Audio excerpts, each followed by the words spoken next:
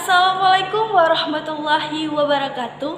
Perkenalkan, nama saya Ananda Makfirah. Saya dari Prodi Pemanfaatan Sumber Daya Perikanan dengan MPM 2111 10 30 111. Nah, di sini saya akan menjelaskan sedikit pengertian dan cara budidaya dari kerang darah. Sebelumnya, kita harus mengetahui apa sih yang dimaksud dengan kerang darah. Nah, kerang darah adalah organisme yang termasuk dalam kelompok moluska. Kerang darah memiliki cangkang yang keras dan hidup di perairan laut ataupun air tawar. Kerang darah memiliki peranan penting dalam ekosistem perairan dan juga sebagai pangan manusia. Kerang darah ini memiliki kandungan gizi yang tinggi. Kerang darah mampu memproduksikan hemoglobin dalam sel darah merah di dalam cairannya. Nah, sekarang saya akan membahas sedikit bagaimana teknik budidaya dari kerang darah.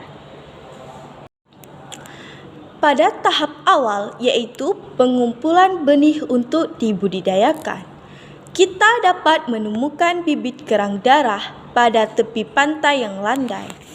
Nah, selanjutnya yaitu kita melakukan seleksi terhadap benih.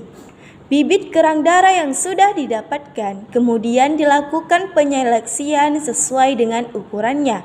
Proses penyeleksian ini bertujuan untuk supaya kerang bisa tumbuh dengan waktu yang bersamaan, dengan waktu panen yang bersamaan juga. Kerang darah mampu mencari makan sendiri. Ini merupakan proses penebaran benih kerang darah di perairan.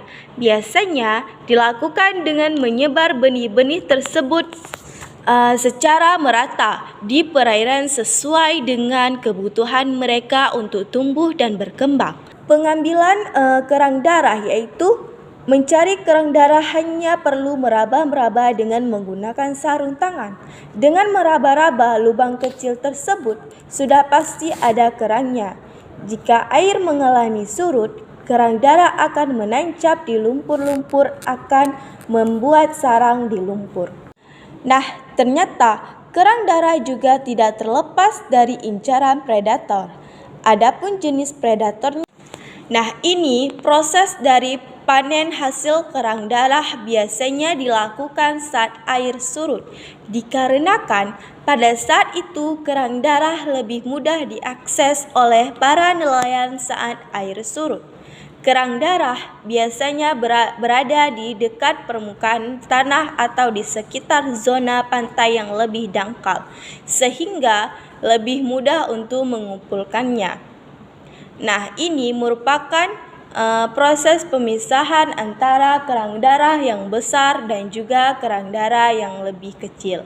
Nah, sehingga proses pemasaran kerang darah yang sudah dipanen dan dipisahkan antara bagian besar dan kecil bisa diperjualbelikan pada masyarakat, dan juga kerang darah dipakai di menu mie goreng Aceh seperti pada gambar ini.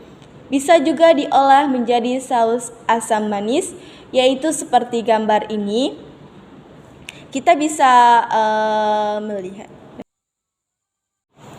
Nah, dari penjelasan tadi, baik dari pengertian kerang darah, teknik budidaya kerang darah, mulai dari pemilihan bibit, dari proses penangkapan kerang darah, proses panen, sampai pemasaran. Baik, hanya sekian yang dapat saya jelaskan. Lebih dan kurang saya mohon maaf. Wabillahi taufiq wal hidayah. Wassalamualaikum warahmatullahi wabarakatuh.